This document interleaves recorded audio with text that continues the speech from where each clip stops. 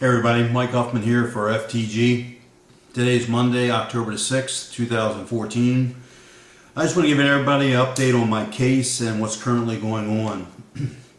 Went to court today. We were supposed to be getting a date later in the week to actually hear the motion on the motion to dismiss. But the state made an argument today that because of some changes in personnel or whatever their BS excuse is, they're asking for a continuance. They're claiming not to even know that there's a video involved, yet they have the video right inside the folder after my attorney pointed it out. Bottom line is it got pushed, so I have another hearing or another date on October the 20th, which is a Monday. Go to court that day, and Judge Shore will set a date, hopefully later in the week of the 20th, to actually hear the motion to dismiss. I am actually hoping it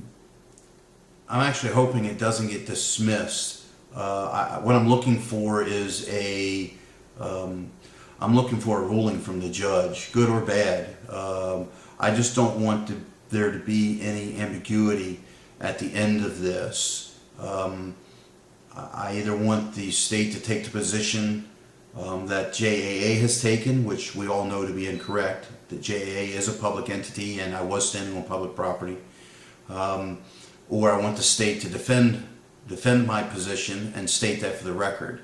Once we have it in hand, of course, we'll proceed with the civil side, and we'll address that later. So that's where it stands. I want to thank everybody that's been asking and following. So there's nothing really new to talk about. The next big date is October the 20th, and we'll get a date on that date later in the week to find out when the hearing is. On a side note, I'm still suffering some consequences with all this stuff. Again, 45 years old, never been arrested, 15-year fraud investigator, prior law enforcement. I'm having difficulty getting a job. I got fired from Best Bet, for those that don't know, for my activism.